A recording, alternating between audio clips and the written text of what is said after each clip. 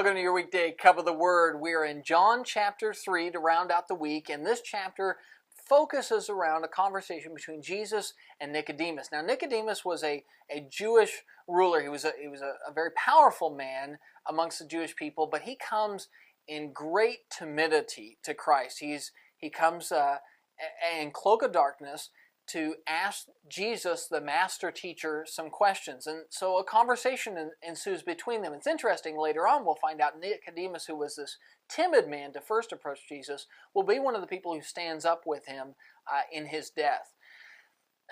Jesus talks to Nicodemus about being born again. The being born again he's talking about is baptism.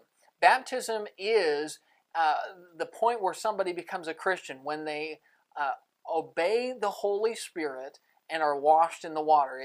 They're born of the water, the physical water of baptism, and the obedience to the Holy Spirit. Jesus will also talk about the nature of his kingdom, and that it's not a physical kingdom.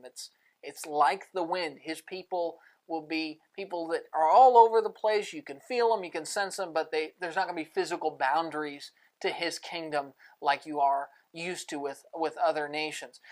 He's also going to talk about the fact that he's like the brass serpent that Moses raised up. Now, what he's referring to there is Numbers 21.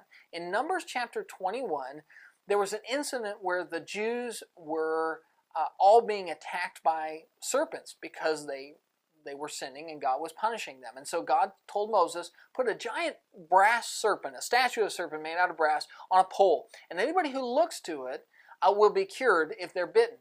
And Jesus says that he's like that. Jesus is the cure. He's the cure, that if people will look to him, they'll be cured from the disease of sin. Jesus is the answer. And if people will but turn to him, they'll be saved. And the end of this chapter ends with John the Baptist stepping aside and saying, Jesus is going to increase. I'm going to decrease. And that is how it ought to be, because I was simply the herald to lead you and pave the way for Jesus.